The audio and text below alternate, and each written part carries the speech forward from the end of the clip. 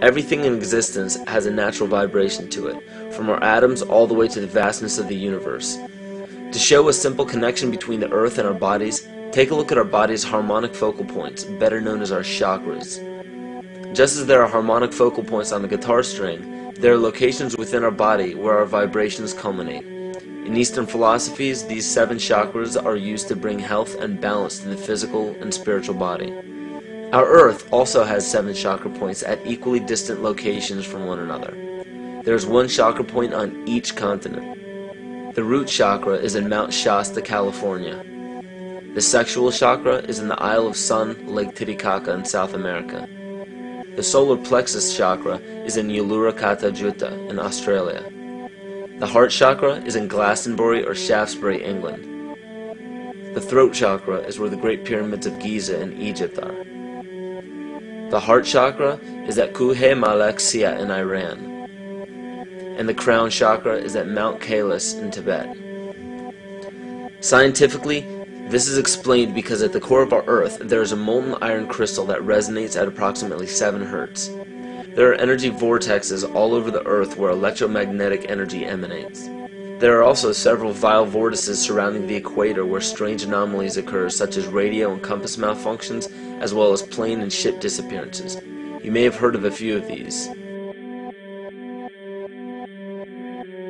So the intangible parts of our existence, such as emotions, are part of the true reality of higher consciousness. If emotions are part of a realm that we cannot experience with our 5 senses, then how is it that we are all aware of our emotions? What most people believe to be emotions are not truly the emotion itself. What we are experiencing is the physical manifestation of these emotions.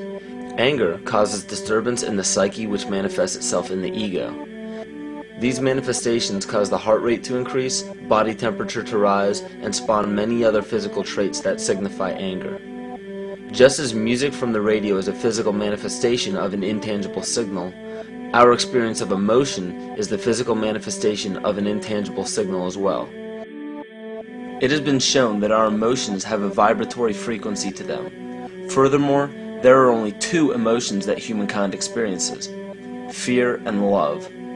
All other emotions branch either directly or indirectly from these 2 emotions. Fear has a long and slow frequency vibration to it, while love has a very rapid and high frequency. To show that vibration is the very foundation of existence, Hans Jenne developed what is known as cymatics in the 1940s to show that when vibrations of sound are passed through a form of media, there is a set pattern that will follow. When the frequency increases, the media develops into a more complex pattern. This is precisely what is happening to our Earth and to humanity. There are 64 possible codes of amino acids in our DNA structure made from 4 elements: carbon, oxygen, hydrogen, and nitrogen. By any means of logic, we should have all 64 codes activated within our DNA structure. Yet we presently only have 20 active codes. And of these 64 possibilities, it appears that only 20 of these codes are turned on right now for us, the 20 amino acids. There is a switch that turns off and turns on where those coding sites lie, and that the switch for that turning off and turning on is what we call emotion. And this is the first time that we've ever seen the patterns of emotion directly physically linked to human genetic material. Well, fear is a long, slow wave of emotion. So this wave of fear is a long, slow wave and touches relatively few sites on this DNA.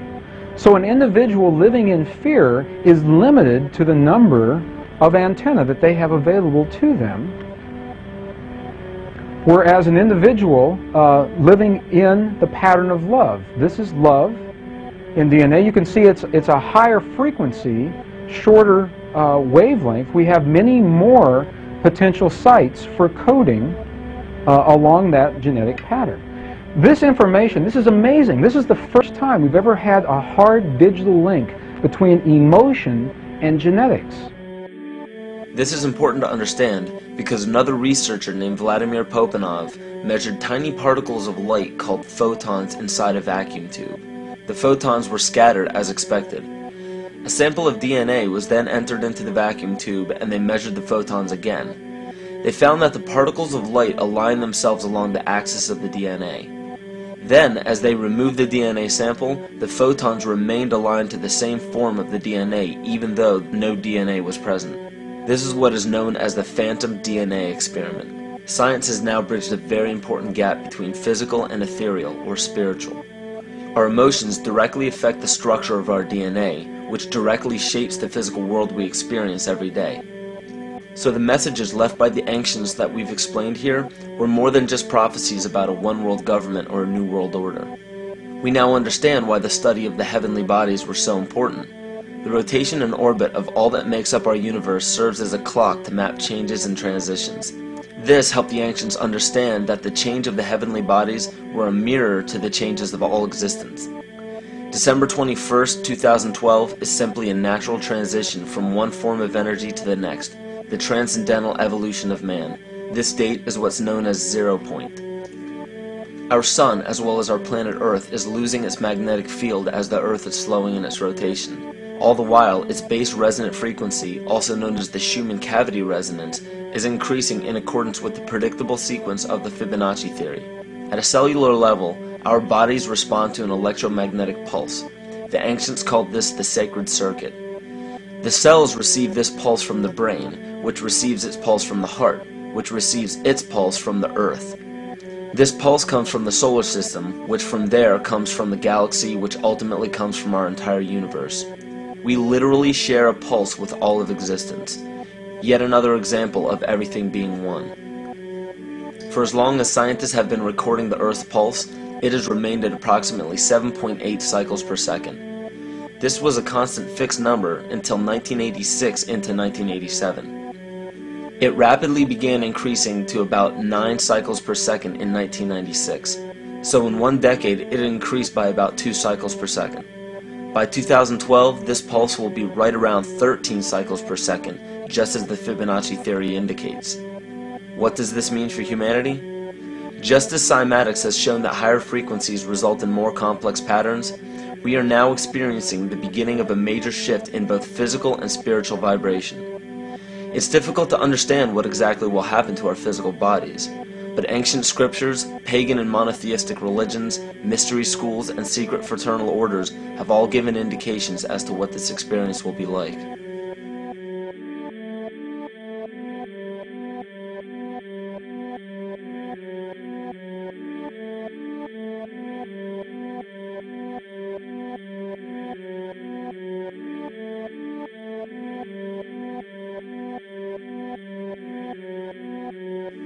This will be the shift of the ages, the transcendental period of monumental changes to humanity.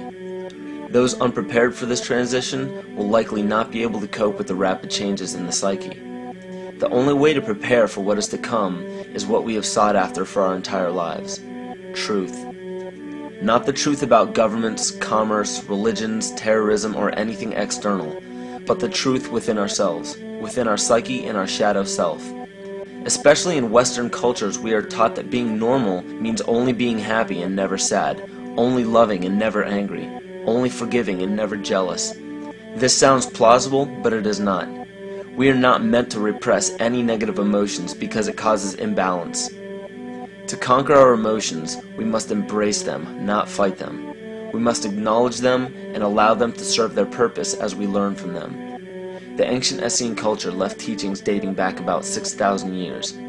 They taught that our relationships with one another, with the universe, and with situations and events are mirrors of the parts of our psyche that need to be cleansed. Author Greg Braden beautifully explains this entire segment at great length in his work. His hard work and understanding of these subjects contributed largely to the marriage between science and spirituality. It is very important to understand that when you fear loss, fear death, fear war, fear terrorism, or fear change, you are giving others the ability to control you based on those fears. When you fight against poverty or against racism, when you fight for relationships or for freedom, you are outwardly attempting to repress that which has been placed before you to conquer inwardly. These situations are mirrors of our fears. This is why it is important to love and only love. Love those who stand with you, but especially those who stand against you. Don't look at your fears as a threat. Rather understand that this material world is only a physical manifestation of either the love or fear in your consciousness. It's as plain as day. All you need to conquer in your life is in your face. If you want to understand what your true inner fears are, analyze your ambitions and your inhibitions. Everything explained here about the esoteric agenda of the elite few at the very top is nothing to fear. They have been at work for thousands of years behind the scenes to manipulate humanity, and it has worked. Until now. It's very easy for any system of thought, religious or otherwise, that comes along.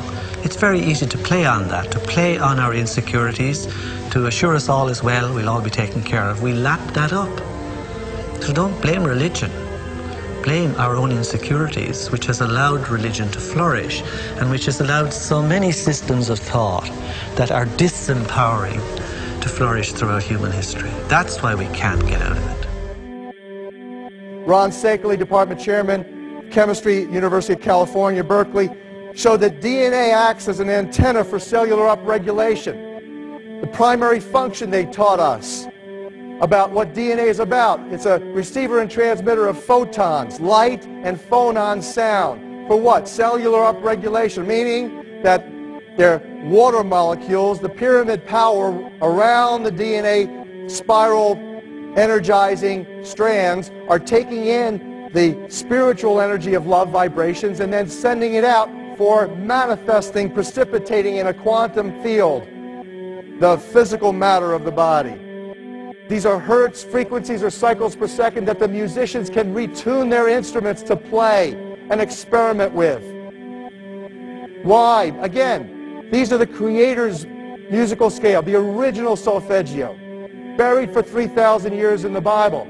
So the ancient priests who knew how to levitate the huge stones for the building of the pyramids, and the Masonic knowledge that predated ancient Egypt, the ability to have this information, these frequencies, serve the function of creation, destruction, and miracles on behalf of the empowered people who had access to this knowledge.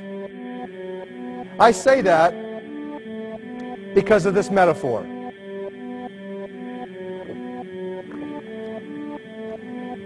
This is the difference between the power of our Creator and anything else, particularly evil. That you can go into a pitch black room full of evil, full of darkness, and light a little candle, and instantly that darkness flees. But you can't do the opposite. You can't go into a well-lit room full of truth and wisdom and righteousness and joy and health and harmony with the universal power. And you can't take any amount of darkness and go into that well-lit room and have any effect whatsoever. That is the metaphor which I frequently think of when I think that I'm not empowered. It is the greatest lesson for me, and I think for everybody else, to know that we're on the winning side and that we win in the end.